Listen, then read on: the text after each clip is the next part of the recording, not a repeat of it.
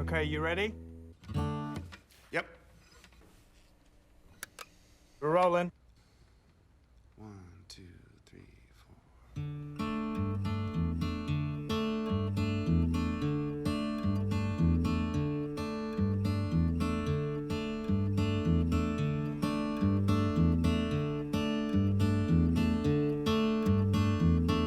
4. We were just kids with nothing to lose and nowhere to call home. But we had these songs and we had these dreams. So we threw it all in the back of an old van and just started driving. Our destination? Sound City.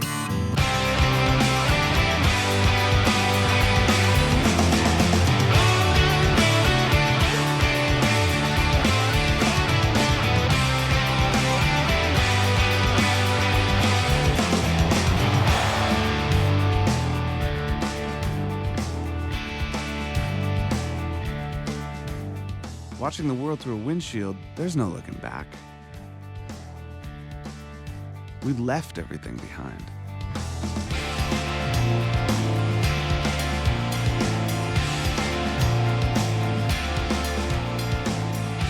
When you're young, you're not afraid of what comes next. You're excited by it.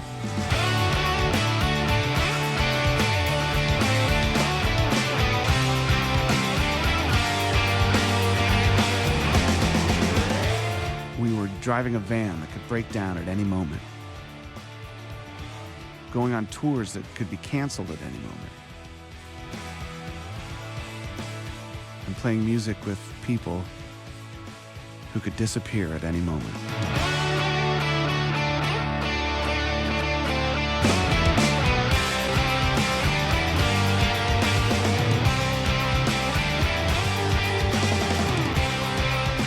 We had no idea that the next 16 days were going to change our world forever.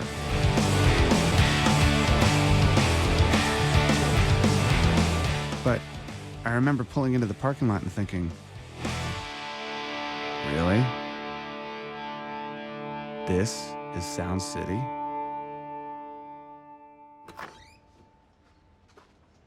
You know, it's weird, like, when you walk into Sound City, you either love it or you hate it. Looks kind of dumpy. It's a shithole. Everything was secondhand. It was something of a time warp, I think, or something.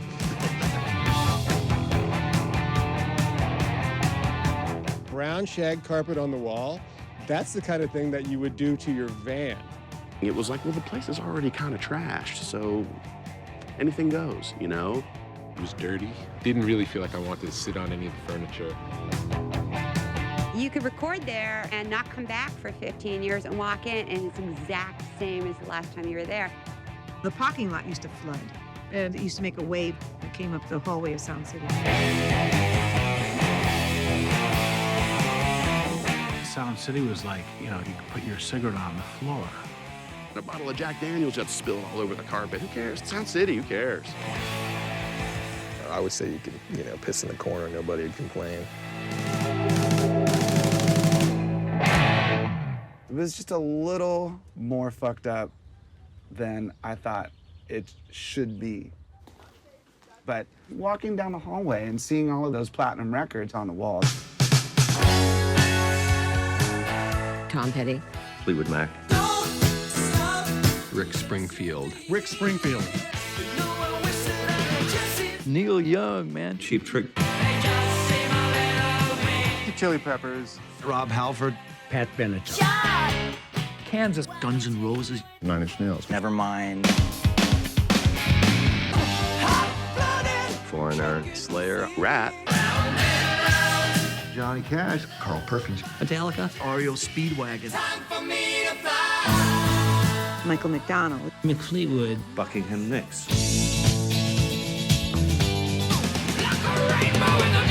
Stevie Nicks. Masters of Reality. Frank Black. Wolf Spain. Rick Rubin. Caius. Weezer. Dude, how many fucking amazing albums have been made there?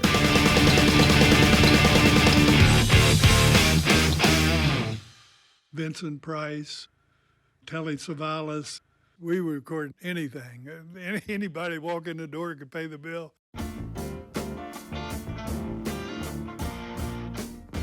Tom is this big, tall, lanky, goomery kind of guy that just fell off the turnip truck. He wants you to think that anyway. First time I was ever walked in a recording studio, first time I'd ever even seen one. I was with a West Virginia holding company that was buying little businesses. Joe Gottfried and another guy had started Sound City in 1969. He was actually the vocalist for the U.S. Army. When he was in the Army, he was stationed at a hotel in Manhattan. A friend of his, Joe Leahy, who was a big band leader and had done music for CBS, and they were the two main guys in the studio when I came in 1970. Keith Olsen was the chief engineer. The only reason why the studio business survived was because the building ownership was Tom, and Tom would not foreclose on them. They were about 1 week away from being closed by the IRS. They owed taxes. It was kind of chaos, to be honest with you. But it was an opportunity to get into the entertainment business. This is Beatleland, formerly known as Britain, where an epidemic called Beatlemania has seized the teenage population, especially females. Big plot at the end of the rainbow is signing the next Beatle. We'd had $1 zillion, you know. Hi-Fi and stereo equipment created an industry with an annual income today of $2.5 billion. Somebody at Sound City came up with this idea. We could start a record company. So that was my goal, to produce some records and have a hit record and make a lot of money. That was the whole reason we bought it.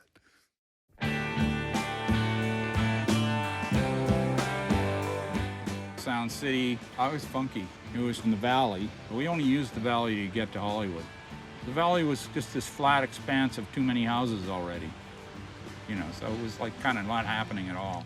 Neil Young pulled in fast in a very old car. Smoke billowing out of every window. Behind him was two LAPD officers, guns drawn. You know. Okay, move over to the rear of the car. Place your hands on the truck. I attracted the police a lot because of the cars that I was driving. And I didn't have a license, you know, because I was Canadian and I wasn't even supposed to be there. About 5 minutes later, they just got in their cars and drove off. I made the record in my house.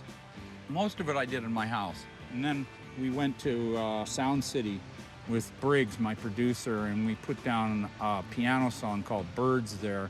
Then we did the vocals, and then they sounded so good that I said, well, hell, let's just sing everything. So it's really a hybrid record.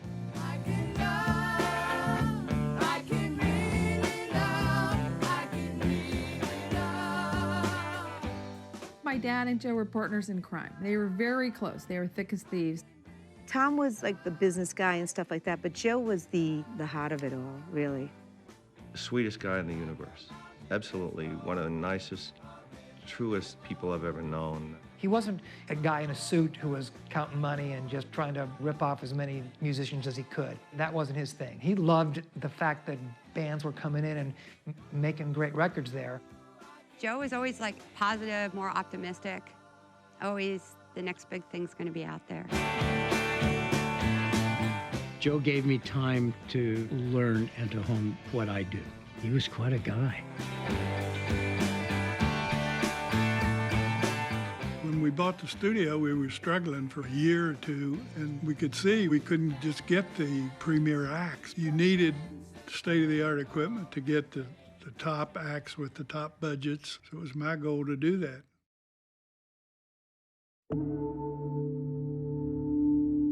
This guy, Rupert Neve, designed these next generation consoles. I had flown to England and I saw one once, and they were like this, you know, built like, you know, brick shit house. He was, you know, a genius engineer. There's only 4 like this in the world, and this is the only one that was custom ordered from the factory by Keith. There's just something about the Neve sound that my ear has always been attuned to. They're mathematically crisp and very, very good. They're just very solid. It's like a tank or something. The Neve thing is, there just weren't that many made because they're so handmade. This Neve board that you talk about, you know, this is not my world. You know, engineers have to spend like hours on the kick drum. The sound please, I would rather have a blood transfusion. But I do remember that there was something different about the sound of this board. And then, of course, everybody was, oh my God, it's a Neve board. I'll never forget them saying it. A recording console is like the center of the spaceship. If you're gonna fly to Mars, you gotta have something with all the master controls. It looks like, you know, the Enterprise on steroids from a long time ago. A desk is like a giant stereo, except instead of doing bass, middle, and treble, it's like you can do that on each drum. You know, each mic, each thing. All of the microphones in the studio are routed into that console. From there, you can change EQ, add effects, change the levels, and that goes into the tape machine where it's recorded.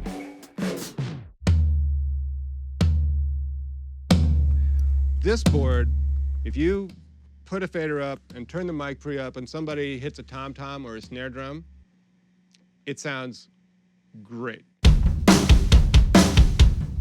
It sounds wide open, it sounds huge. If you turn the mic pre up too loud and it distorts, still sounds great. That's analog. It's how it sounds.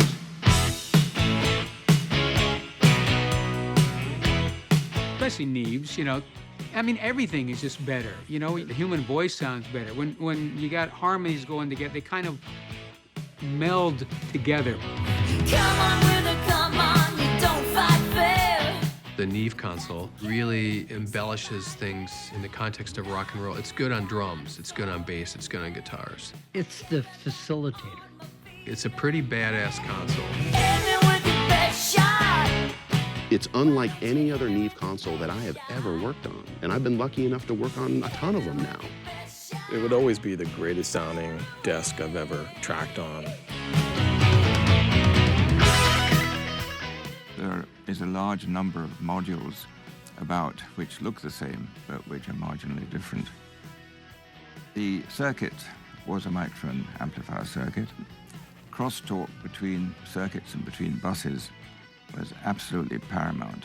The way that transformer behaves with DC flowing in it can vary according to the material of the core and the gapping of the core.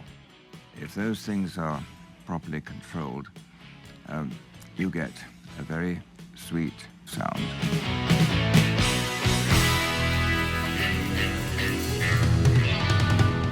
Rupert Neve is a fucking genius. At the time, that Neve console cost $76,000. To give you an example, I just bought a house in Toluca Lake, and I paid $38,000 for the house. My wife would have killed me if she'd known I was doing that. I thought if this place ever goes under, that's the thing that will pay all the debts. The first track we cut on this was Crying in the Night with Buckingham Nicks. Very first thing cut on that was that session. That's how it started.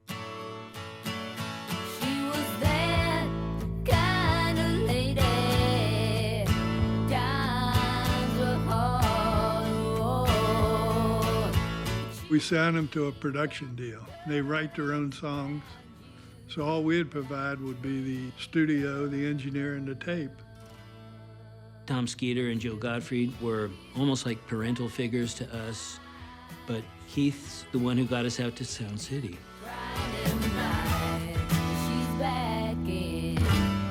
When we first moved to LA, we didn't have a place. We stayed at Keith's house. They're starving and they're broke. Lindsay was painting and Stevie was cleaning Keith Olsen's house. I'd walk through with my broom and, you know, Keith would go like, "That's the maid." And I'd be like, I'm not going to be the maid for long, just so you know, just so you all know. But she'll leave you crying in the night. She will leave you crying in the night. It was obvious that Lindsay and Stevie were really special. Buckingham Nicks came out in '73 to great critical acclaim and then got dropped by Polydor. The record label dropped them, so they didn't have a record deal. So they were just hanging around here. She's a come on lady. It was like our home. It was like our home away from home.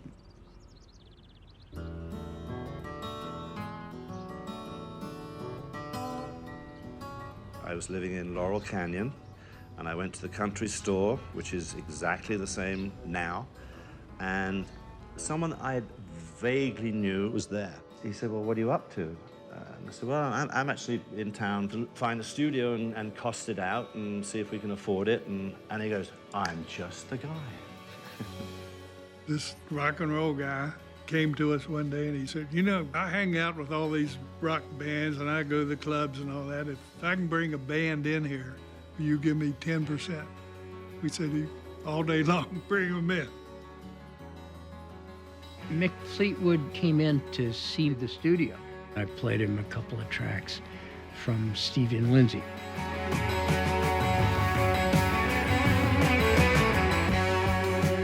Stevie and I were in Studio B in the back, and I took a break and I wandered out, and I hear our song Frozen Love coming out of Studio A. I open the door and here's this 6'6" guy just grooving on the solo, and I'm going, who is that?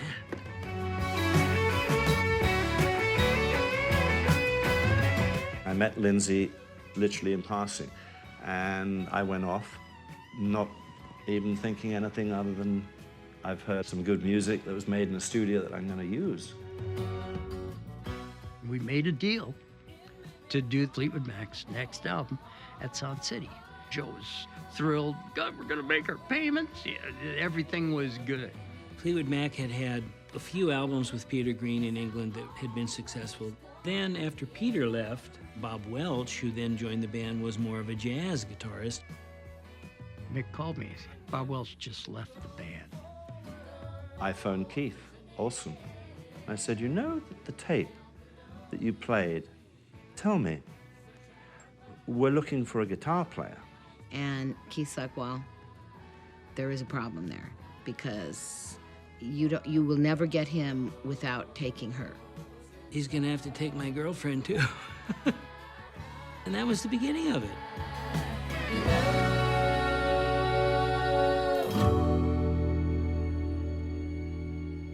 We joined the band the first day of 1975.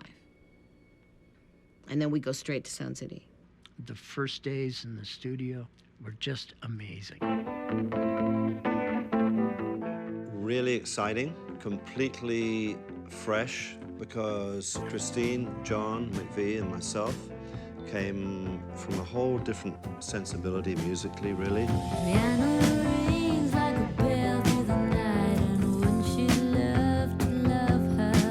John McVie said to me, you know, we're a blues band.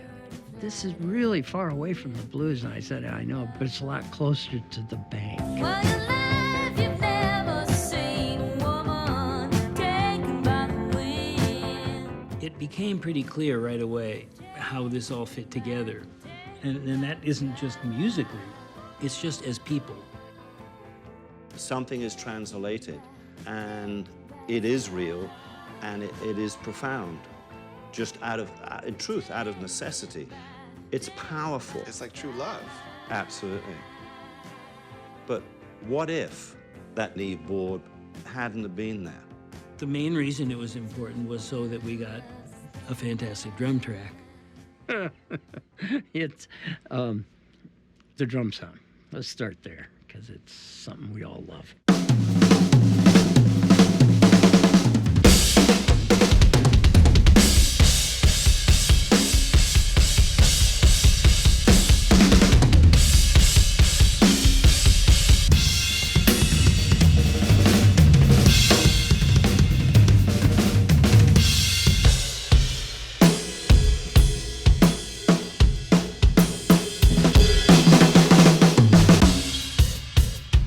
The drums and the feel of a song are like the heartbeat of the song. It can be the backbone of the song. It can be the foundation of the song.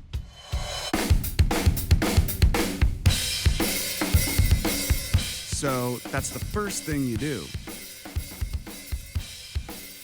You set up your kit, then you start putting up your microphones. A room like this has a really nice decay. So you put mics around the room to capture that. You put close mics on the drums. You have all of those individual mics spread over a number of tracks, 16 tracks or 12 tracks. So then you can bring the faders up or down and balance those tracks.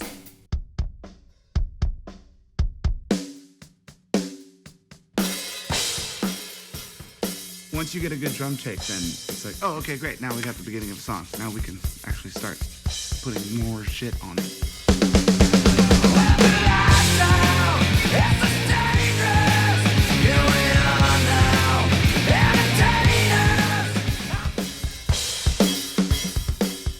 The way to pick studios is through blind testing drums, because you can record guitars pretty much anywhere and they could sound pretty much like your guitars. But drums really change from room to room. That room shouldn't, on paper, be a great drum room because it's like a big old square room. Sound City was the Vox factory in the 60s, I guess. They built Vox amps there, and then they built the A control room in '64. It's one of those spaces that just randomly, haphazardly turned out to be fantastic to record a drum set in. That room is the space. It's like what happens between the notes. What you're playing, there's a sound that's pretty magical. Every room has their sweet spot for that sound, you know? This, I think, has always been Sound City's real sweet spot. And the freaky thing is no one designed it. A lot of people claim they did, but no. It's just luck. Luck and magic. Not meant to be. And you can't control those things. Selfishly, the drum sound is probably why we went there, I confess. 'Cause when the loving starts and the lights go down, and there's not another living soul around. None of it is planned. Sound City was welcoming, and we knew that we had a home there. It's a church. By the luck of whatever, I have the ability to open that door.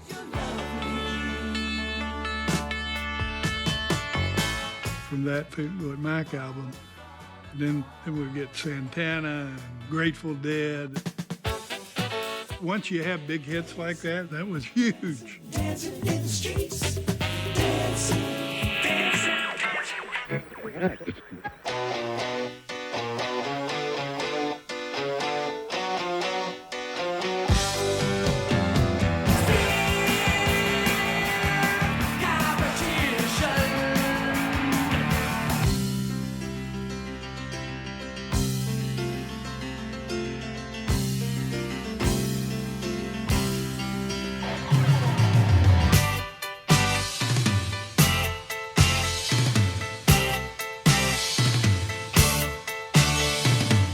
First real Heartbreakers jam to just feel each other out was at Sound City.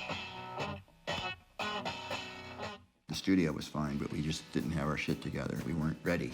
We didn't have the songs. We didn't really know how to play that well. This is how you make records. It was cruel because it sounded so real. And you go into the control room and they crank up through those speakers and you go, man, I suck. I tell you, the vocal mic is just a little bit loud. That no frills, no effects, no place to hide, everything coming out of an amp or everything coming right out of a speaker or right off a microphone. That approach, that was Sound City. By our third album, we wanted to get somebody that could make a good sounding record. So we hired Jimmy Iovine. He'd been a recording engineer and he'd worked with Lennon and with Springsteen, and they were recording live tracks. They weren't overdubbing a ton of stuff. I mean, you had to learn how to play, and you go in and play it. I hired Jimmy as an engineer to do Damn the Torpedoes there. but he showed up with an engineer without telling me. He manipulated his way into being the producer of the record along with me. Jimmy is brilliant. I mean, he now owns the music business. When we showed up with Jimmy at Sound City, he was just horrified, like, what is this place? You know, and the first thing he said to me is, I don't know that we could make a record in here. Somebody should firebomb this fucking place. I said, yeah, I think you'll be surprised. We tracked live and we didn't edit from take to take, so we had to get it right from top to bottom. When you're tracking live, pressure's on the drummer big time. Until you get that, you've got nothing. I just thought he should play straight. Throw where the shake is trying to do. There's a glass room back there. It's supposed to be on that side of the wall.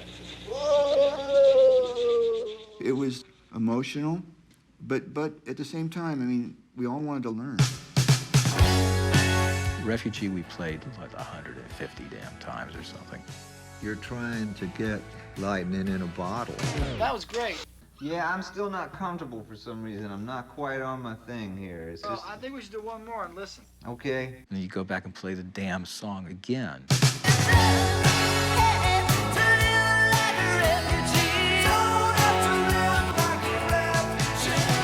It might look easy, but if you're trying to go for greatness, and a lot of times you're gonna fall short, and then you gotta live with that night, it's brutal, you know, on your soul.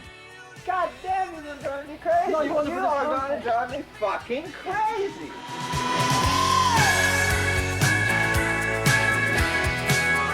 It's a tough room. You know, music really isn't supposed to be perfect.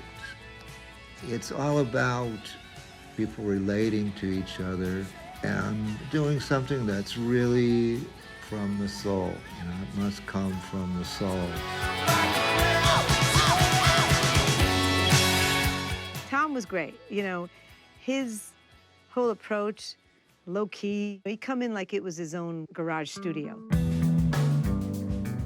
Paula, she was kind of like the field general.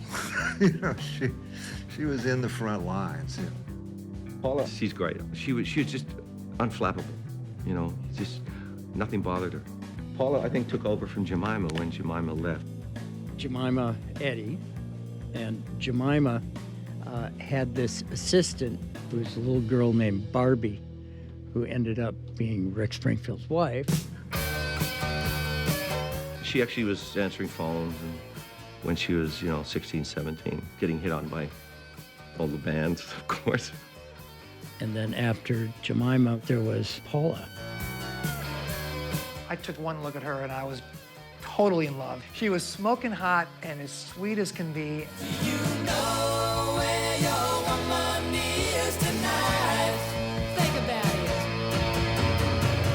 it. Paula Salvadori, Italiano. Yeah, Italiana. Every musician that went in there thought that Paula was in love with them. I think, or maybe it was just me, but I don't think so. Do you remember Paula? Yeah, I do, actually. The girl that ran the studio. Oh, a dark-haired girl? Curly? Well, I was Paula at Sound City. That was my last name for years.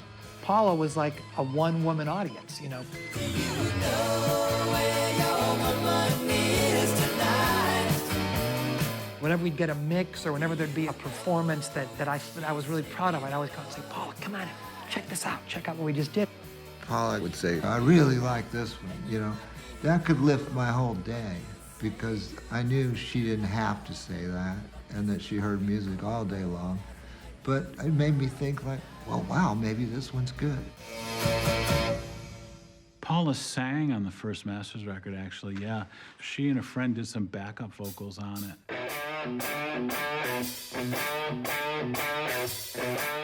A lot of girl backup singers ended up like working and being secretaries in studios. When you need a backup singer, just, call the front desk and there's one sitting there. That was my dream, to play music, and I didn't get that, and before I knew it, I was kind of in the thick of it. It's totally attitude. I want to do this, I'll do whatever it takes, and I'm here. It's a training ground you know, 6 months driving a car and then 6 months being the night phone answering guy. When someone above you quit or got promoted or moved on, then everybody moved up a step. I hired Nick because he could make guac. Very important, you know. I did. I made guacamole all the time. As a runner, I would go in there, you know, and empty the ashtrays and dust the console and vacuum. And that's when I started to learn the board. We had runners that became engineers, and then they became producers. A lot of people that hung around here became really successful in the record business.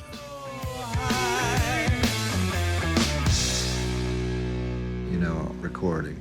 It's a different art form.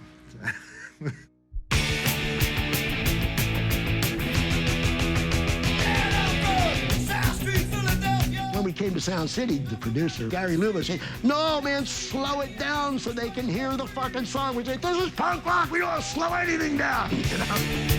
I don't care about you. Fuck you. You're getting 50 seconds worth of music with the same amount of fucking notes because we play them faster. Some man was sleeping and puking, a man with no legs falling down Fifth Street trying to die someday.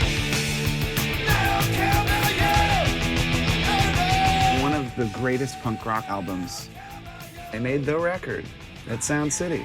That sound comes out of his face, man. That's actually his voice.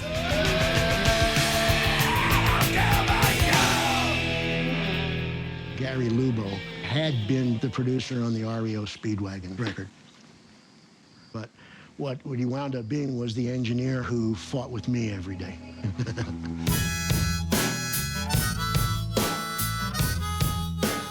I became a producer by default because nobody knew what a producer was. The old definition of producer was more watching the budget, scheduling musicians, scheduling studio time. That's not what they did at Sound City. A producer works with the songs. You don't know how it feels to be me. A producer says, hey, I think this could be better. I think that could be better. I think that's amazing. Why can't the rest of it be as great as that? That's not easy to do. Everything I try to do is from a fan's perspective.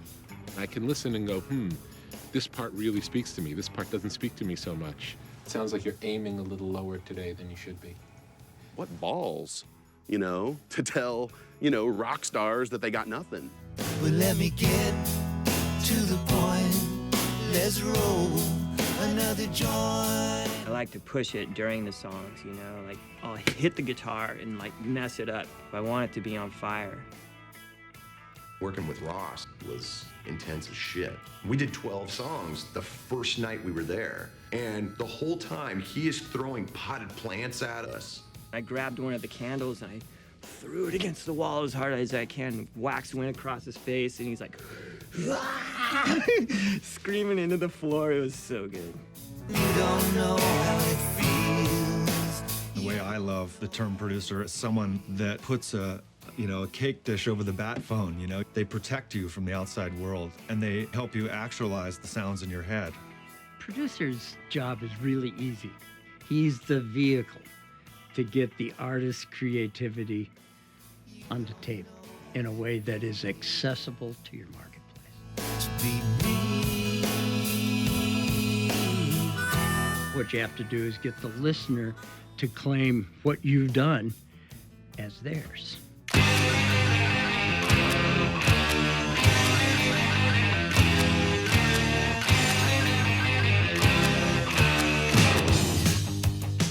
Girlfriend, an ex-girlfriend. It's always an ex-girlfriend. Hooked me up with this guy that knew Joe at Sound City, and he said Joe's looking for artists to sign. I think we signed him like in the middle 70s. Joe's office was under the car ramp that took the cars up to the parking lot and the roof. I actually thought about not signing because of that. Love is alright tonight. He was turned down by RCA for about 5 years. I got into the studio when the paying clients had bailed. You know, Tom Petty just canceled. We got Studio A for 4 hours. Joe took Rick Springfield under his wing, and he kind of developed him. Got him acting lessons, got him an apartment, got him some little car, got him the General Hospital thing that started his career. You had a chance to meet Bobby, one of our best nurses.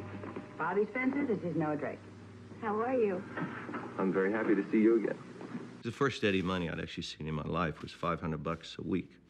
That was the first regular money I'd ever had. Joe came to me and asked me to do these couple of songs. Keith Olsen picked Jesse's Girl out of the demos that we gave him.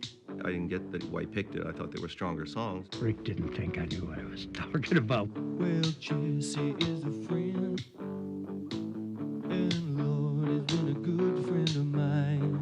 Keith didn't like my guitar playing. So he had Neil Giraldo play guitar on Jesse's Girl and bass.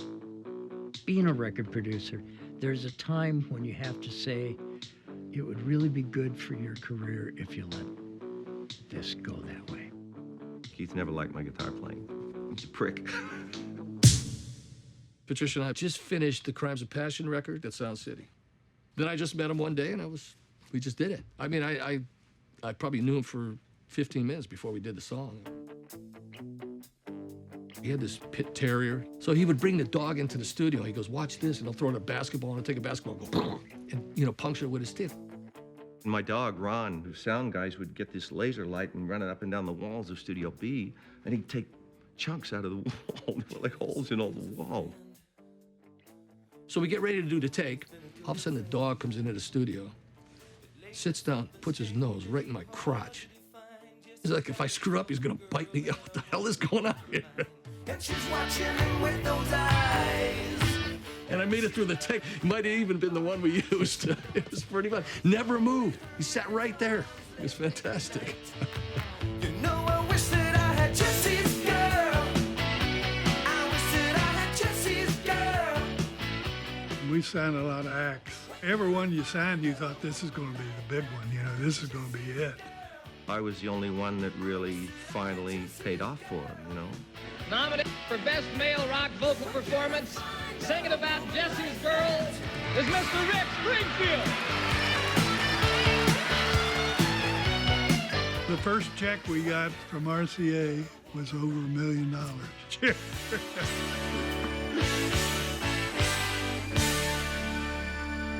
It's mind-blowing. I think Joe had pretty good karma. And this magic studio sprung up out of this ass-ugly complex in Van Nuys. And all these people just started coming. It was amazing.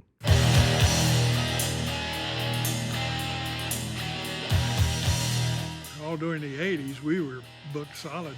You listen to one of these stations where they play rock and roll, 7 or 8 out of the 10 songs were recorded at Sound City.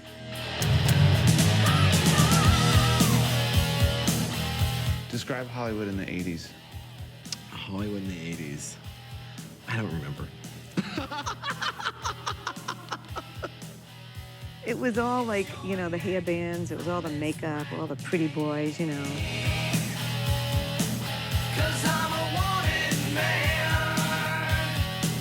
I was wondering whoever used the board after us if they had a burning sensation the next morning.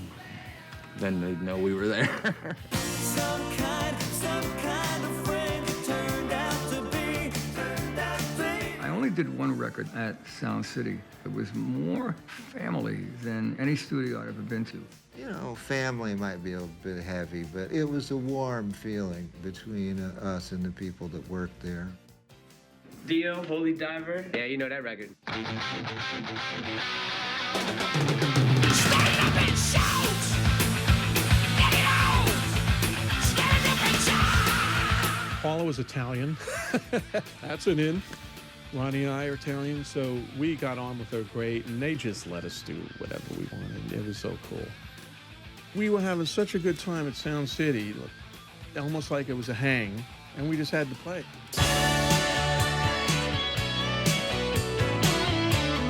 It was a lucky thing, I think, for all of us.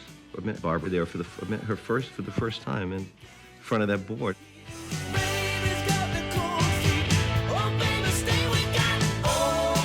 I have a lot of stuff that formed me in that place in South City. You're in your 20s, and you don't realize that this might not last forever.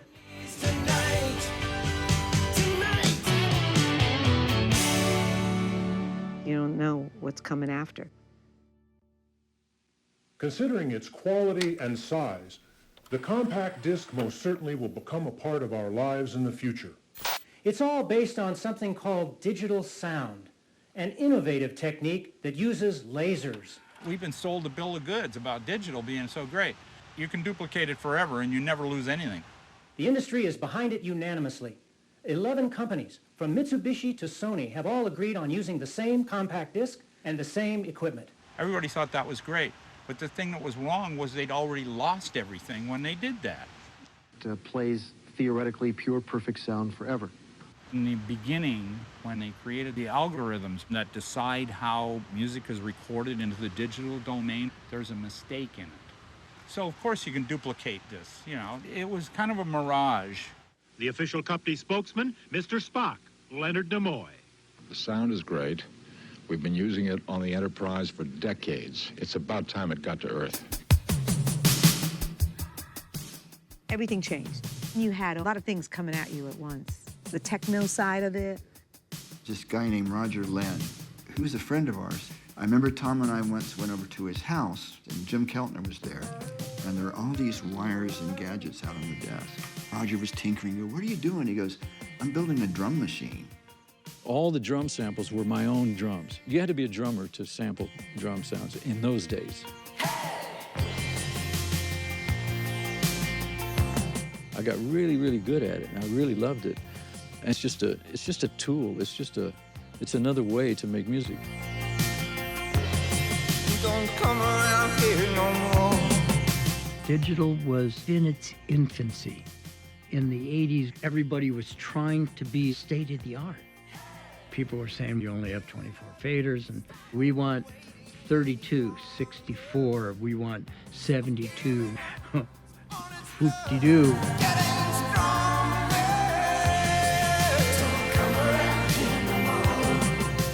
Keith Olsen left Sound City and built a studio right next door. That was the weirdest thing, you know.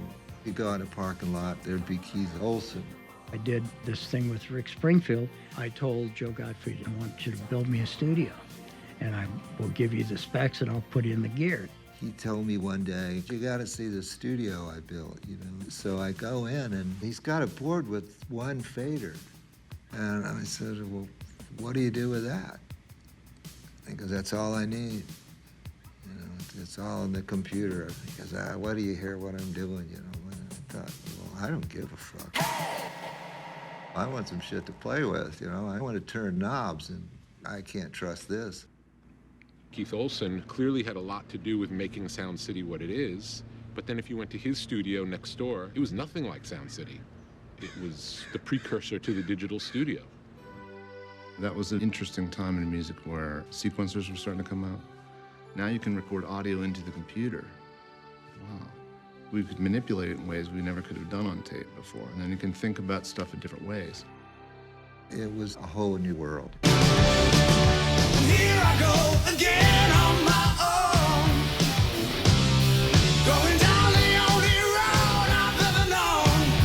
But here I go again. In the 80s, everything was a lot more digital.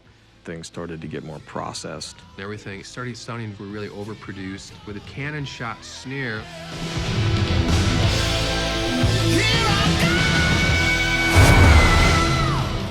Sound City couldn't keep up. Joe was way over his head, and not just with the studio. At that time, we made a lot of mistakes. We spent a lot of money chasing other acts. And then one day, Rick decided he wanted to go with a younger, better manager, in his opinion. I was kind of talked into switching managers. And I didn't do it very well. It was supposed to be that Joe was like Colonel Parker and Rick was Elvis, you know? That's the way we all thought about it, you know? Rick Springfield made some money for Joe and stuff, but Joe became like a second father to him. Rick was his baby. And this guy talked me into, dumping Joe, and there was a lot of untruths told, Joe was completely shattered when it happened. It shattered me too, but not personal like it did him.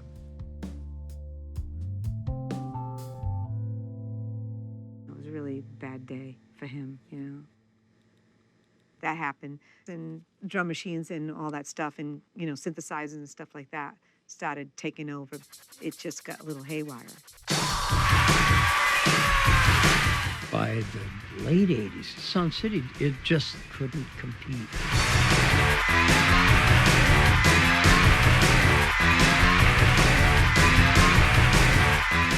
There was a time when studios got nicer and nicer, like some studios had hot tubs. Like at Sound City, you just wanted to work and get the hell out of there. It was not a place you wanted to spend time. And it seemed like it would have been so easy to clean it up, but just no one took it upon themselves to do that.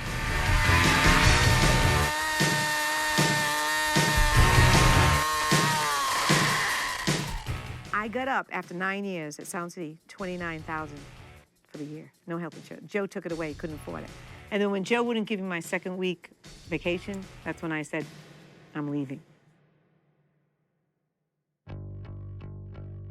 By the time I got to Sound City, it was really dying.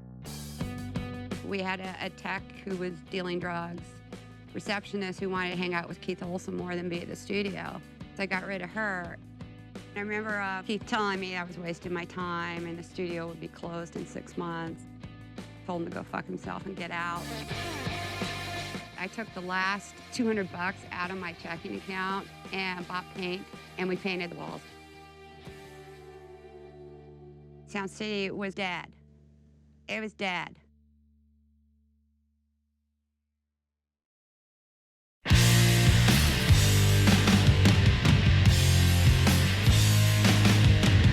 To be honest, I don't even remember how the fuck we picked Sound City.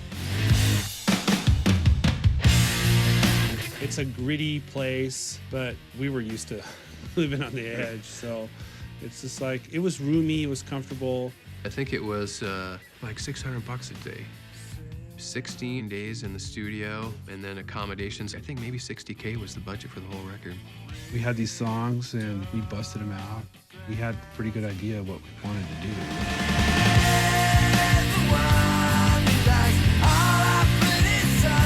As much as we loved noise and we loved crazy-ass punk rock shit, we wanted to be a good band.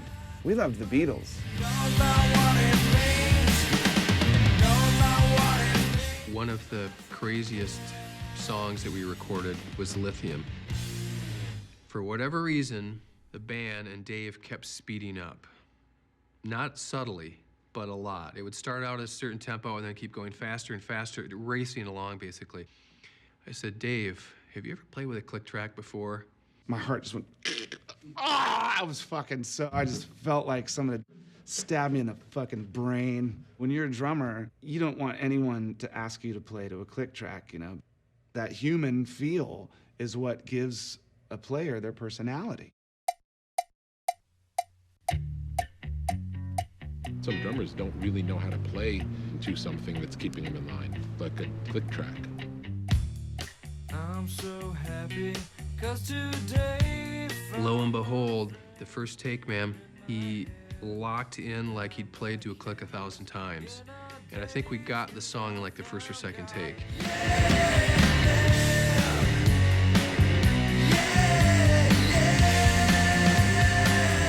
And then when I listened to it, I'm like, well, now it sounds like fucking chorus is slowing down. It's okay to speed up a little, isn't it?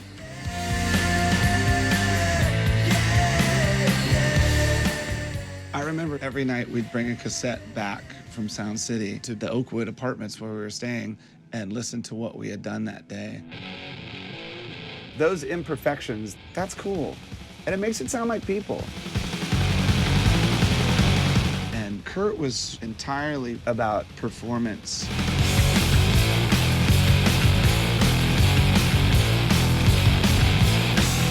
To us, it was most important that there was an honesty and truth to what we were doing.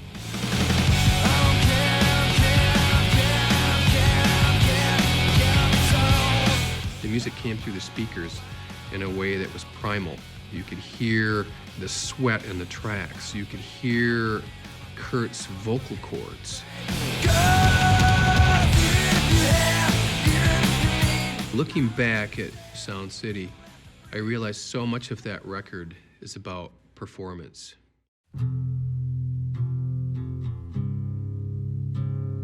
When we tried to record Something on the Way, the band tried to record it live in the big tracking room, and it was just too kind of big and bombastic sounding. That song had to be right because it was such a delicate, fragile composition. Underneath the bridge, top is sprung a leak. Kurt came into the control room and he started playing the song. He laid in front of the Neve on this couch, and I turned off the fans and the phones and everything, and he played the song just barely mumbling, barely singing, and barely playing that 5-string guitar.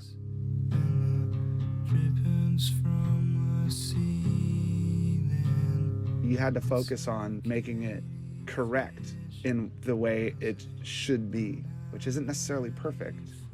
It just feels right.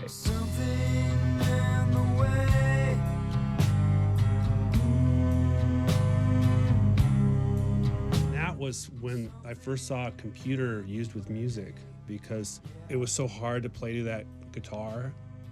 I couldn't really figure out how to get the performances locked together without trying to do crazy edits with them. Somebody had told me about this new digital machine. So this technician brought in a computer and a screen, and it was basically like Pro Tools or something. It was archaic. It was incredibly slow. You can't do what you can these days in Pro Tools. You hit this render button, and it would take like 2 hours. We used to call it Slow Tools, because it just used to slow everything down. And then when you finally listened to it, if you didn't like it, you had to hit undo and then try another one and hit render again. It would take like another 2 hours. The computer was such a pain in the butt. It's just like, this is a gimmicky thing. Good thing we have tape. This will never take off.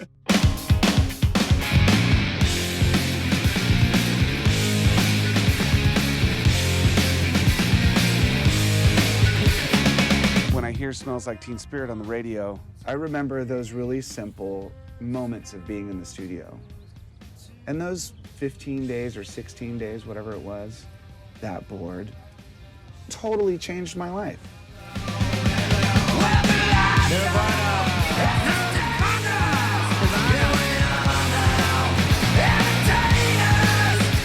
Sound City would not have survived if it was not for that record, you know. Nobody had ever heard of Nirvana, and it went right up to #1. We knew right after that we'd get a lot of business. It was like Fleetwood Mac all over again. Joe was always really good to me. There was a plaque that he had brought over to me when Nevermind hit #1. And we hung it on the wall, and it was just a couple weeks later that Joe actually passed away.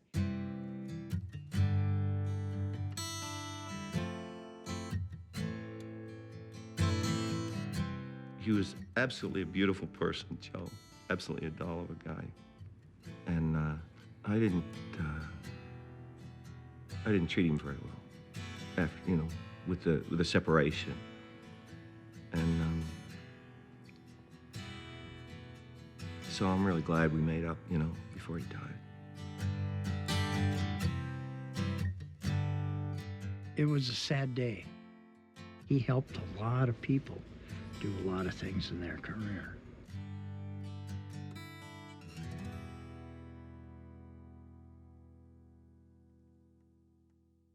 I remember coming back to Sound City. I hadn't been there in a while, and the record had gotten big, and they sent them a platinum record. I remember opening the door and seeing that, and it was such a huge moment for me. I was just like, because I remembered walking in there for the first time and seeing all of those other records. To me, Sound City represents some sort of integrity, like a truth, which is very human. Actual people doing this thing that inspired millions and millions of fans all over the place to do the same thing. that September, phones just blew up. I mean, you come in the morning, there'd be like 15 messages. It's like this tidal wave of interest, and it was a no-brainer, Sound City.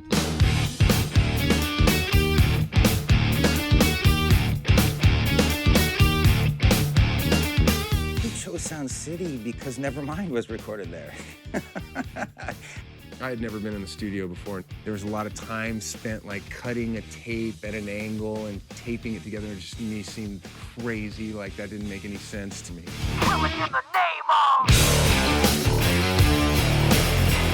We did our record at Sound City, like a live show. We brought monitors in and we invited a bunch of our friends down. I think we got half the record in that one night.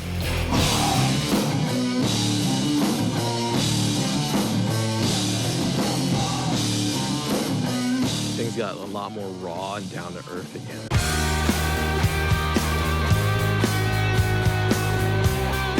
Had started to get into simplification and analog tape and vintage equipment and that kind of thing. And so obviously all roads led to a place like Sound City. It became the center of my life. I had a date for the 11th hour. All the Catholic stuff that was all live, the 2-track, no overdubs. After making records in the 80s and working towards perfection and click tracks and all this kind of stuff, suddenly to just do like rockin' out and have it recorded and it's all done, it just felt really right. Well, who needs that now? Oh, who needs that now? I kept working there pretty much into the 90s with Rick. All they kept on saying about was, wow, there's no Paula. This is really weird. And I was just like, you know, seriously? Siobhan was great. She didn't take no shit off nobody.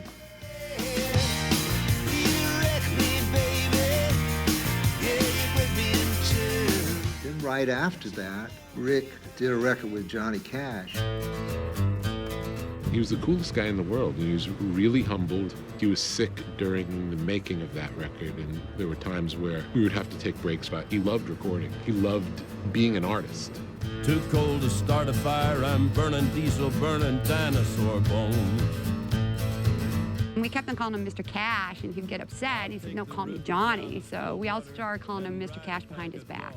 Johnny wanted to play with a band, and he picked us, which was totally off the map for me. It was never like the Heartbreakers playing their normal stuff. Because for each song, everybody would pick up different instruments. Gonna break my rusty cage. One of my greatest nights was when Carl Perkins came down. I was a runner, and I'll never forget sitting at the front desk at Sound City, and Tom Petty and Carl Perkins and John Fogerty walked in, and it was just like, wow. Come on, go with me, babe. Come on, go with me, girl. Tom Petty never loses his cool. And he walked out at the control room totally calm, and he just like slammed his hands down the table and goes, it's Carl fucking Perkins, can you believe it? Good old Sound City came through for us again.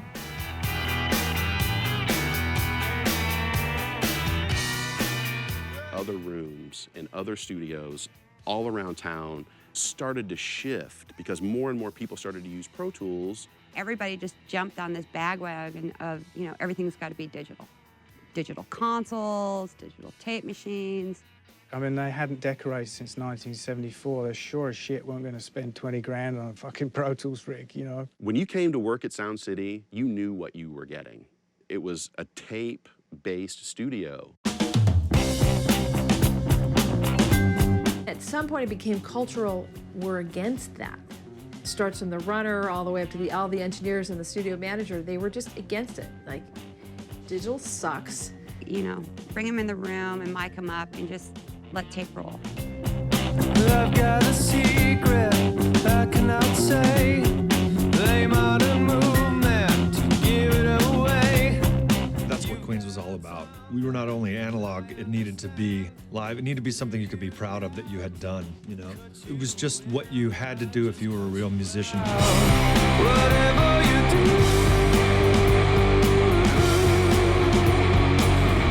don't tell anyone. Sound City was a place where real men went to make records.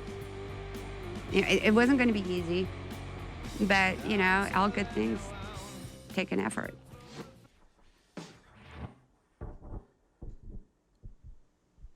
Okay, and then we make a mark on the tape. And that is going to be where I'm going to cut. When you have to record on tape, it's pretty difficult to manipulate the sound. We do the same thing there. You have to really focus, one, on how it sounds going in, and then two, the performance has to be amazing. Okay. Part of making it in the record business back in the old days was that there was something you could do and nobody else could do that.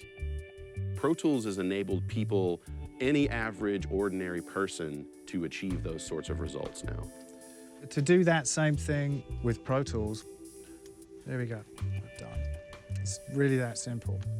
When Pro Tools came in, it freaked me out when I realized that you could drag music onto the grid and make it sound perfect. The good thing about the digital technology is if somebody makes a mistake, like the bass player hits a wrong note or something, you might be able to fix it much easier than we used to. The not so great is it's kind of enabled people that have no business being in a band or the music industry to become stars. I heard some young guy in a band say, well, you don't have to practice anymore. You know, you just slice it up in the machine, meaning the computer, and it comes out perfectly.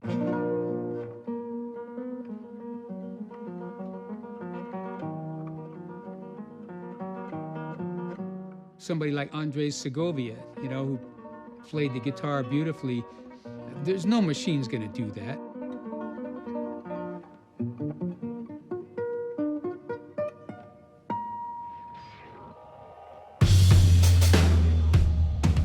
Not a Pro Tools fan, but Trent and Atticus, they really use it as a tool and a real creative tool. I never went into it with a kind of fear of it's cheating. I never used samplers as a way to sound like the real thing. It was really, man, here's the thing that can record sound like tape, but you can fuck with it in a million different ways. It's just a wildly inspiring tool, really. I believe I can see the future.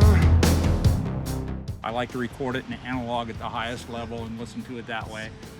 But that's not what's happening on the street. That's not where our audience is. You want them to live their lives the way they want to live it. I think it makes a lot of independent music right now possible. It's one of the reasons why we're able to make records for a couple $100. I think one of the big tape manufacturers went out of business. So that really pushed everybody into the digital world and the Pro Tools world. The days of moving into the studio and writing your record and recording your record and mixing your record, those days are gone now. They used to have $200,000, $300,000, $400,000 budgets to do an album. Now the money is just not there the way it used to be. Budgets were so small, we'd be tracking like 5 days, 10 days. It was always last minute. Can you work this afternoon or whatever? So. In the end, it was a little hard to swallow. You know, we started selling off the gear in Studio B because the studio was way behind on bills. Lover, there will be another one who'll hover over you beneath the sun. Most of the great studios have gone out of business, and a lot of what you hear on the radio was made on people's laptops. I think Pro Tools was to a lot of people, was the death knell. It always was an insider place, always. But it could not survive against Pro Tools. You know, the internet's cool for some stuff, but like many things, there's no bookstore, there's no music store, and there's no Sound City. And show you the way to go. It's over. It's over.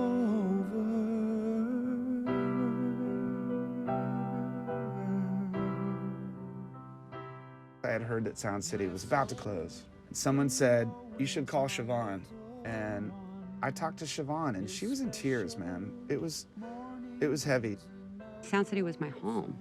And basically after all those years, after 19 years, I was laid off, no severance pay, no medical, nothing. Siobhan was like, she was like a mom to me. You know, I left my mom. My mom was in Tennessee, and then I was out here, and Siobhan was so cool, man. I love her so much.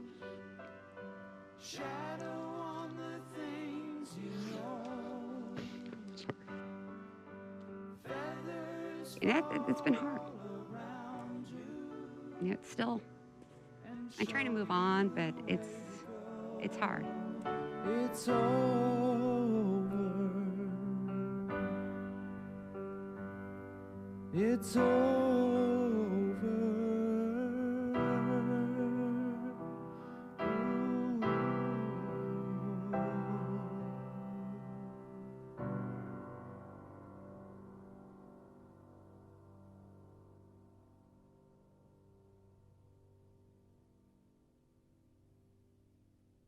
Looking back, I was just a kid when I walked into Sound City. And that board is the reason I'm here right now. I'd do anything for it. This big room and that Neve console is what got us all the big rock and roll bands. We're digging out all this stuff, and I never dreamed in a million years I could find this. Here's the original order for the Neve console. Oh my God, really? Whoa. And whose signature? Is that Rupert Neve's signature? What was that? I'm gonna give that to you if you'd like it. Tom, thank you so much, man. Historic document there. There really is. Thank you very much, my friend. Thank Tom, you. That's great, man. Wow. That Neve console we sold to Dave, and that's how all this all started.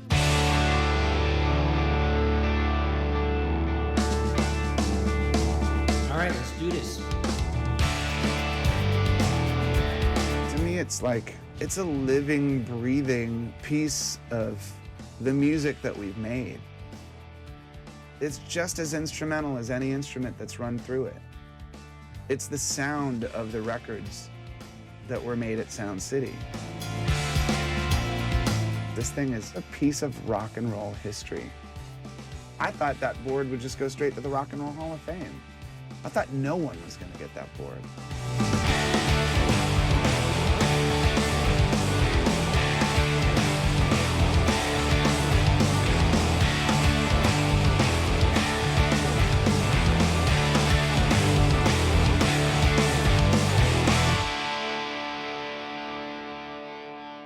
I think they knew, like, I wasn't just gonna bubble wrap it and stick it in a warehouse.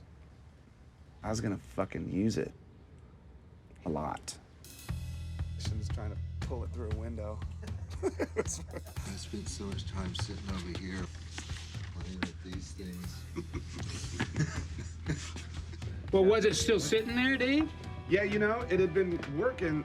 So the first thing I really wanted to do was invite everyone back to make this new record. Giving that old board this new life with new music. Telling the story of Sound City is one thing. Plugging in and actually putting it through the board and putting it on a 2-inch reel, that's what I'm talking about.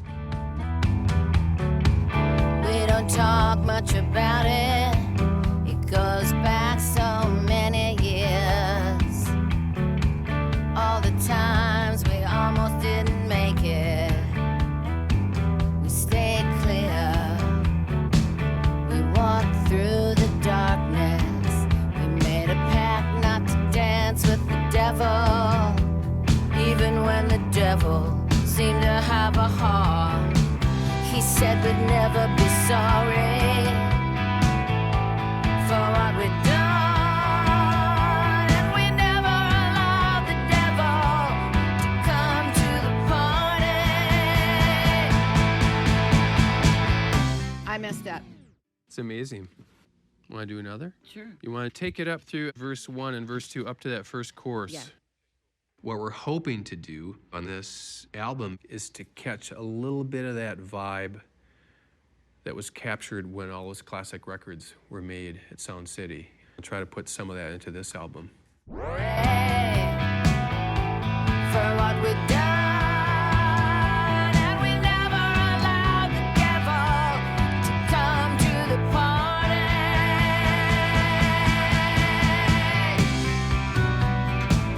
You can't fix this. You lost a friend. Hearts breaking, right and left. Fucking A, that girl can sing. Any input from the Foos? Just go. I'm not. Just do what you do. Thank you. I am kind of radical, you know.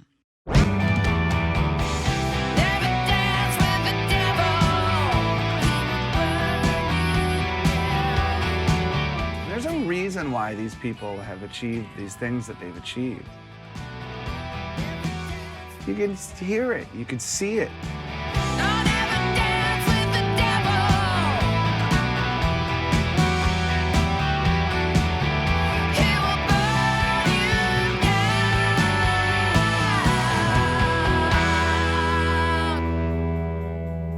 You can't fix this.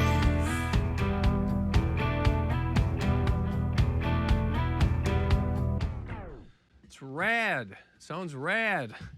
And I get to do my snake dance.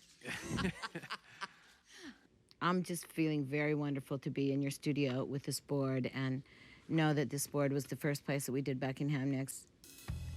15458 Cabrito Road, Van Nuys, California. This is a letter that I wrote to my mom and dad and my brother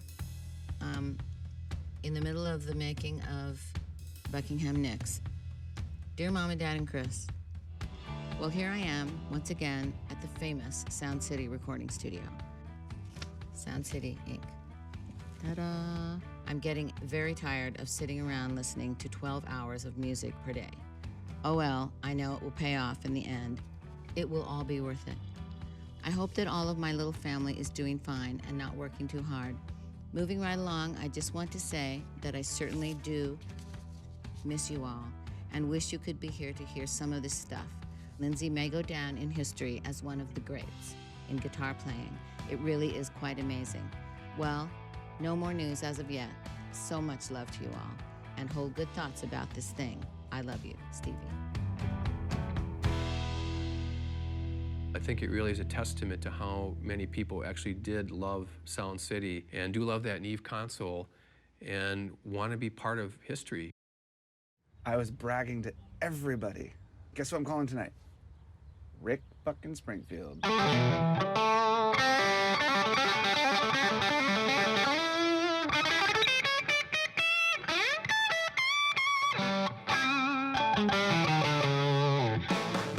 I've always been a big believer in the power of the song.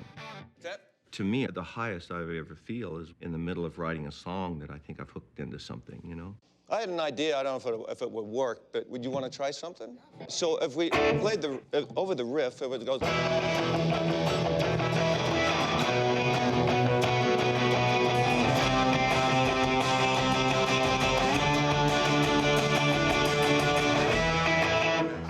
That'd be really cool. Let's try from the top and see how that sounds.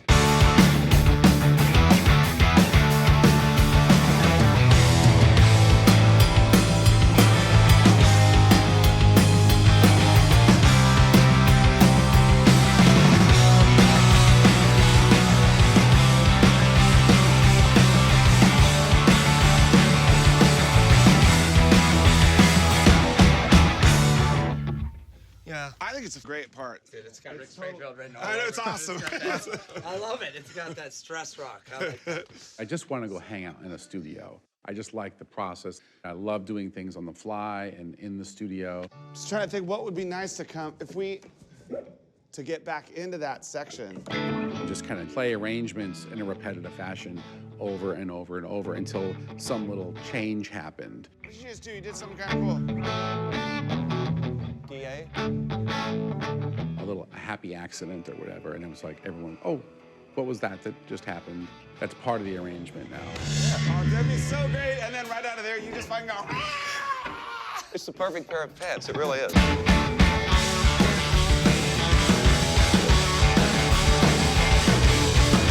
The good thing about learning while you're recording, where you sometimes accidentally get at something good, if you don't have any idea what you're doing. And the sense of discovery, like, is a big part of it. Everybody gets it all at once, and it's the first time you ever played it, and it's got everything new for the first time. It's like your first anything, and that's the cherry of all time. What if we tried doing the Rick part as a pre-chorus? Yes. Ah, that's so good. Because then it goes into the chorus. That's awesome. Better be good now, Pat. I know. Oh, it's good. Two.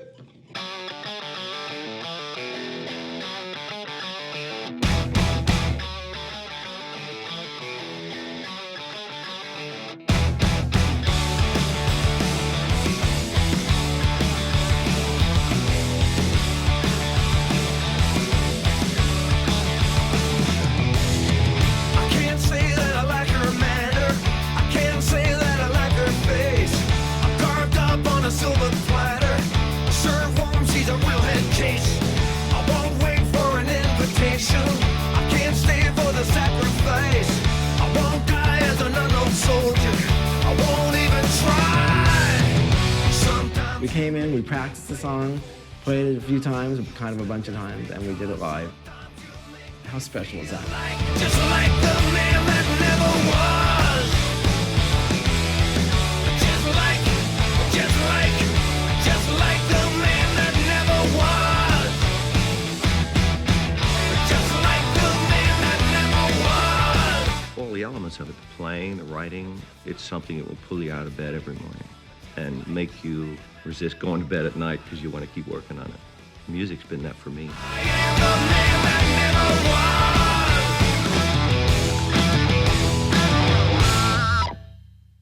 Great, You got thanks. some darkness in you, boy. Oh, yeah. Ah, A lot of it's fucking darkness so in me. cool, man. Spent a lot of time in front of that board. Thanks, Dave. That's cool. Let's do it. It's a great enabler. It's fucking great, man. Anybody that's been to Sound City knows exactly why I'm making this record. They get it.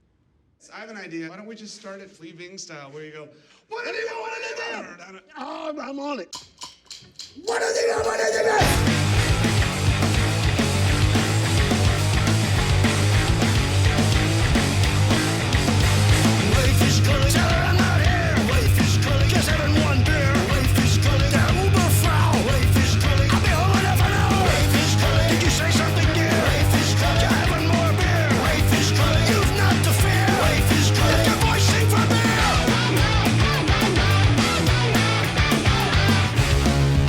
In the studio, you're trying to boost your own performance from the energy that you're feeding from in your partners. You can't do that if you're standing there alone.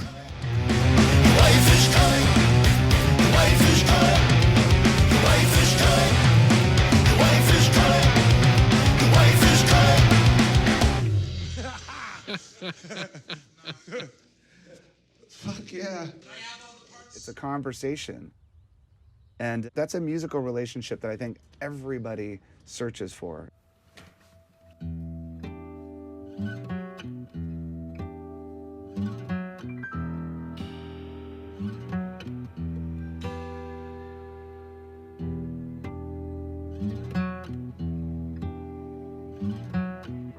I think the downside these days is thinking that I can do this all on my own.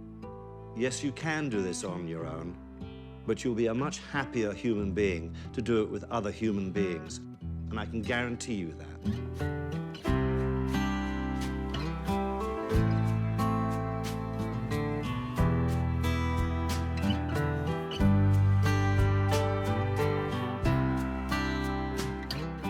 How would you define feel? Feel is just a part of who you are. It just comes from where you're coming from. It's just the way your heart beats, you know? Everybody's heart beats a little different. Everybody's got a little different feel. Feel doesn't mean you're in time, you know, because something might have a really out of time kind of feel. It might be gloriously out of tune and just be awesome. It's a chemistry, something that happens between people. Feel is not something that you learn in a book. Feel is something that you find as a musician. It's like when you take in a breath, your body swells up. When you exhale, it collapses a bit. And sometimes music does that. It's so subtle. But feel is being human.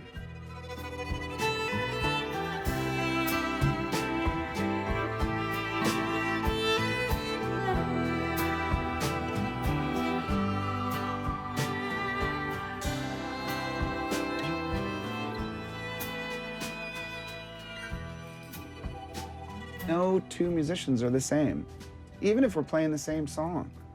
No two musicians do it the same way. It's so hard to be understood in life. And that's why when you meet someone where you understand each other at that moment, you sort of want to hold on to it, you know? When someone has great feel, whether it's a drummer or a guitar player, it kind of makes you fall in love with their personality.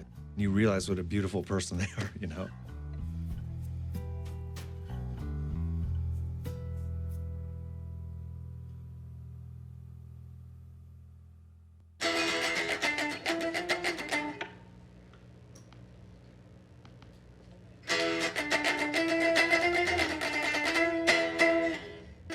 There's a lot of people growing up now that won't do studio time, have never touched a compressor that's the one that's being emulated as the picture on their plug-in on their laptop. They're missing out on something, you know.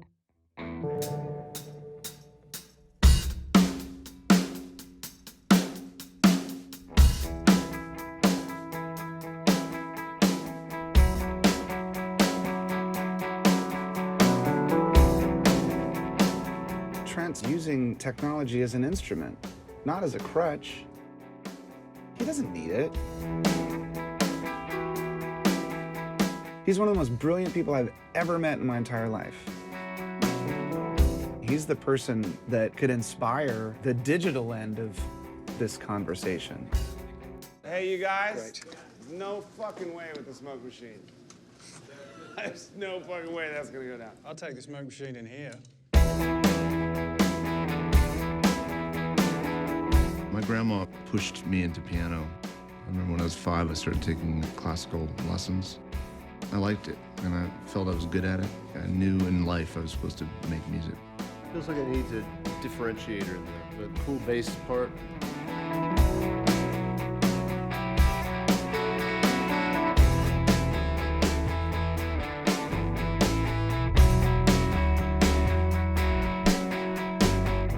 The sound I have is not right. That's not helping things at the moment. I could do better than that, too. Are you hearing something you want to try, bass in? So you're not stepping on my toes.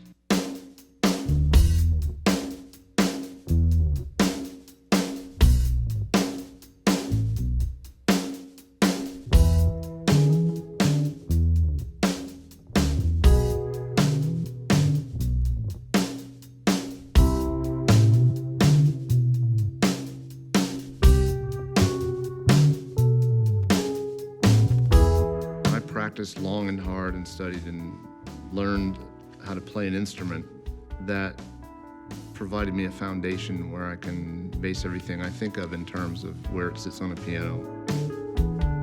I sort of like that at one point it kind of got there and then it backed off. It can kind of brood and be really simple and empty and sort of kind of like lift the curtain on it and it can expand. All right, can I just say that is fucking awesome. That right there sounds so fucking beautiful. I really like the sound of these three things together. I think it sounds really cool. Okay, let's keep doing it then.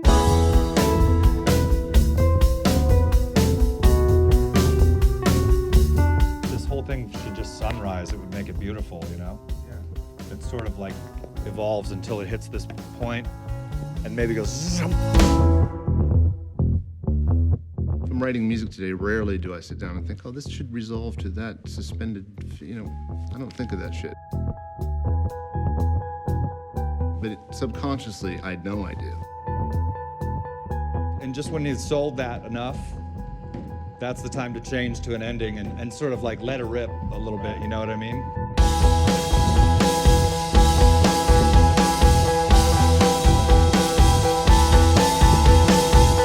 I like having that foundation in there. And that's a very un-punk rock thing to say.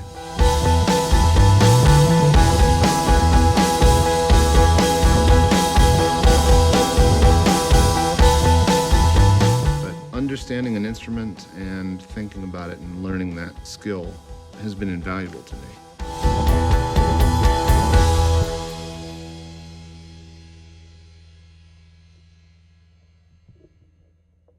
Oh, that was pretty good. Sounded pretty good to me, too. I found now as processors have gotten faster and programmers have gotten smarter, there's some pretty musical tools that are showing up in the digital world. Yeah, take me from the top of the drop.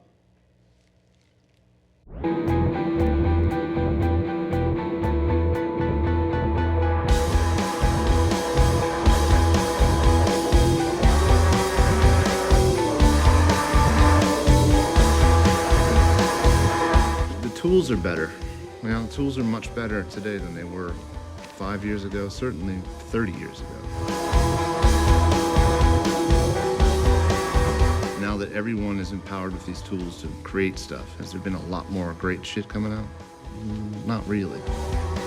You still have to have something to do with those tools. Right. Yeah, it's killer. You should really try to have something to say.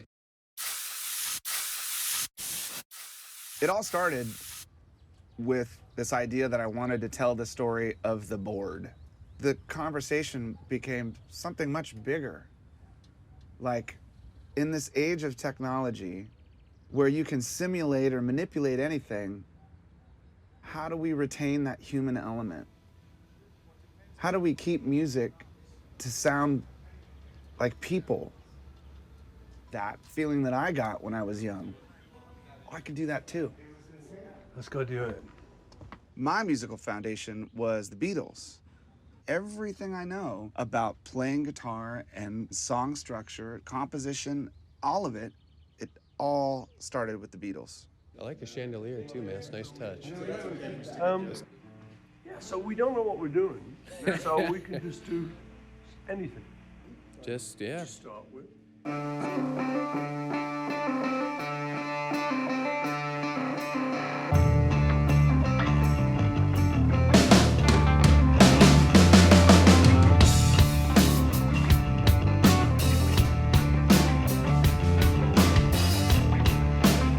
I think he knows how you feel when you play with him.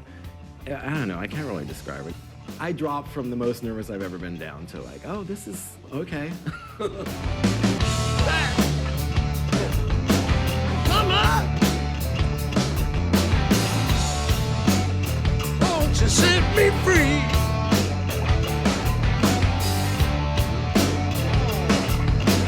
Come on! Let me be.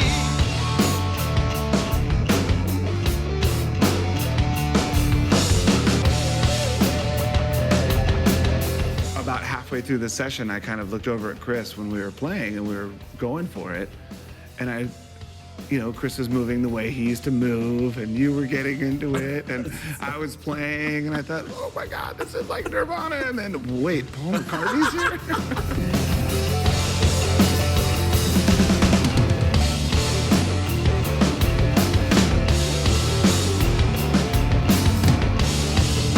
This is the best way to make records, when you get people in a room together and you don't know what's going to happen. You just hit record and keep your fingers crossed that it's going to explode.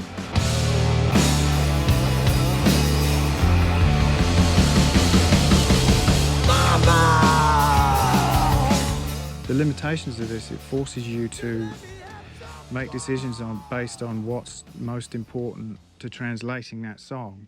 If we stars.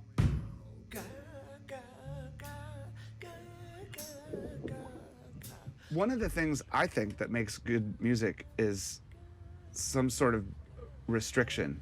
And then you want to go and then go into the... And that's where 24-track mentality comes in. You commit to what it is. With Pro Tools, you can always come back to it, or you can change it, or you can add to it to try and make it work, you know, because you're not being forced to make choices, creative ones. Maybe then go to the A.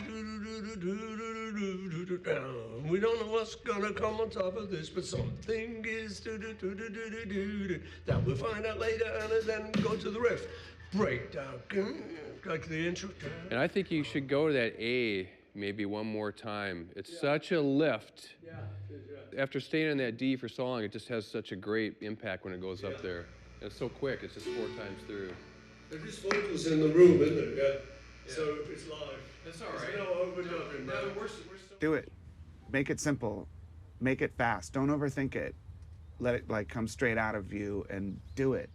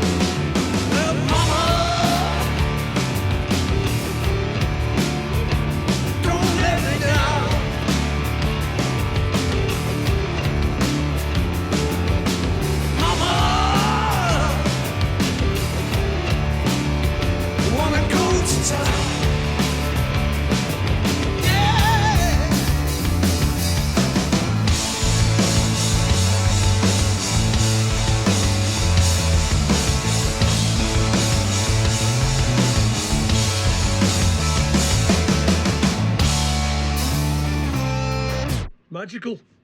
You didn't even know what the hell you're doing, but it's genius. Exactly. That's my autobiography. I didn't know what the hell I was wasn't doing. thinking. The Chris Novoselic story. What was it thinking? No, I wasn't thinking. That's the name of There's a lift there. Yeah, it's It'd cool. be nice if there's a sort of... Yeah. Maybe even if it came after the lift.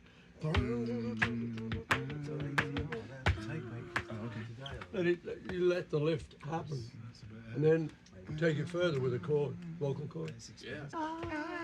Whatever the few of us. Who sings? You do? Me. I do. You. Chris? No. Guys? No. I just How long do you check. want to be here? Are you double part? Just checking. So let's just try it, and then you tell us what's wrong with it. Yeah, but tell Paul McCartney what to do.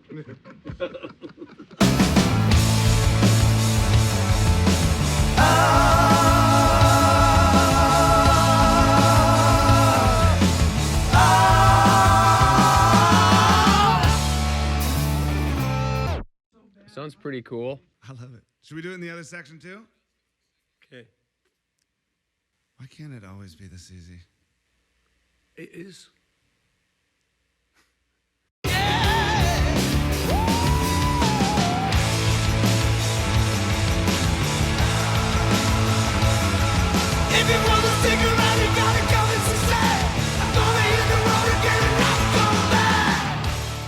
getting a chance to play music with a person that is the reason why I'm a musician, and recording through the board, that's the reason why I'm here today. It was a huge full circle moment for me.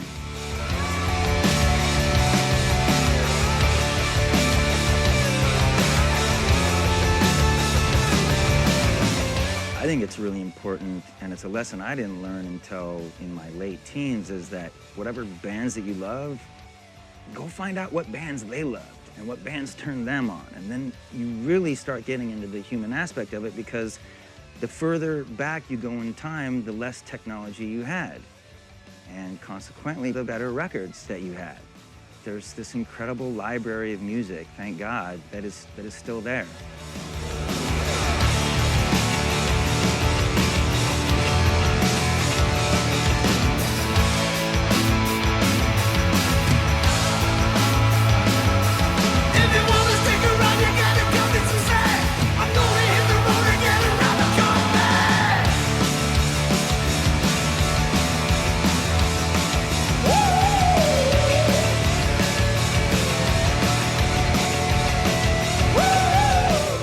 True to yourself and make the music that you love. Go out and play, turn people onto your music, spread it yourself. Don't think it happens any other way. Let's rock, let's play, let's record, let's play it back. Wait till you hear this. I can't wait to get in my car to hear it. I'm gonna play it for my friend.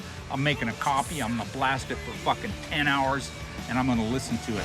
Mama, watch me run.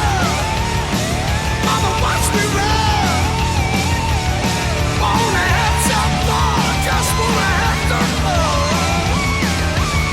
Yeah, set me free, let me be. Yeah, yeah, yeah.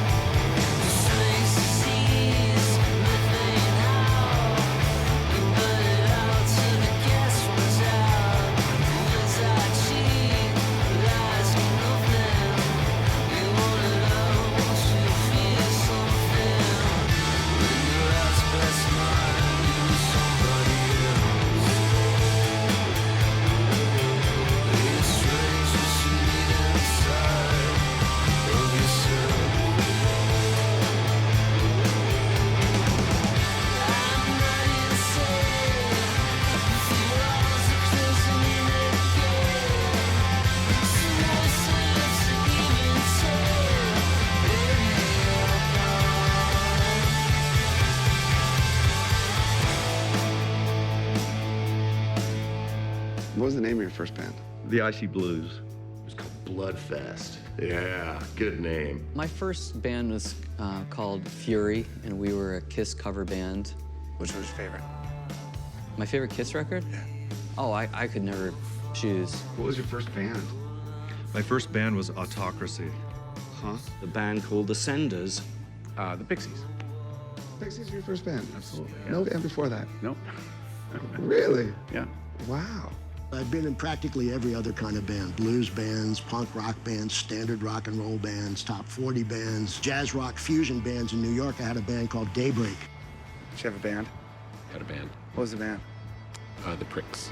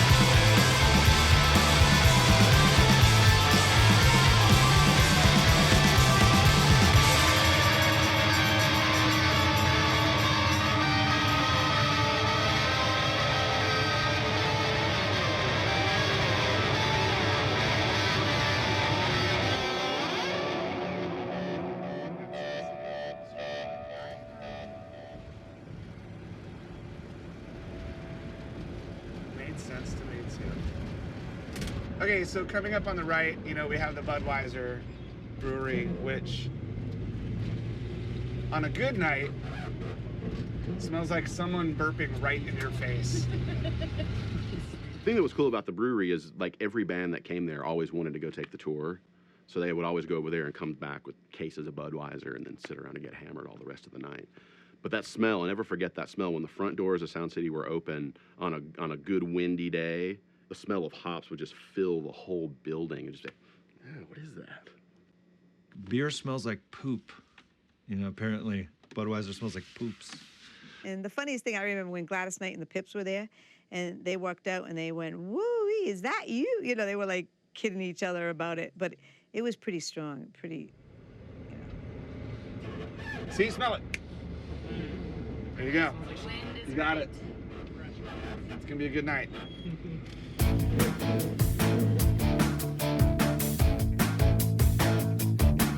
Heard a song on the radio just after school. Back from the 80s before Reagan was cool. The band wore leather and the boys were looking so pretty.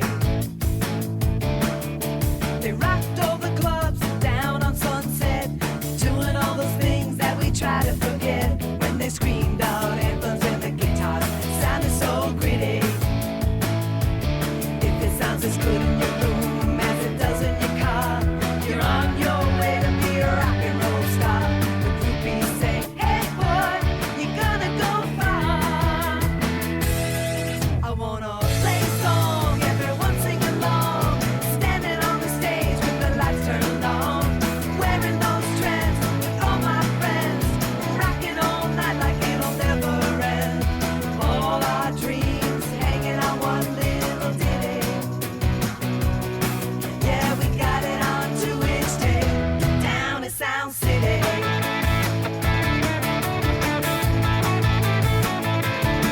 I wanna play a song, everyone sing along, standing on the stage with the lights turned on, wearing those trends with all my friends, rocking all night like it'll never end. I wanna play a song, everyone sing along, standing on the stage with the lights turned on, wearing those trends with all my friends, rocking all night like it'll never end.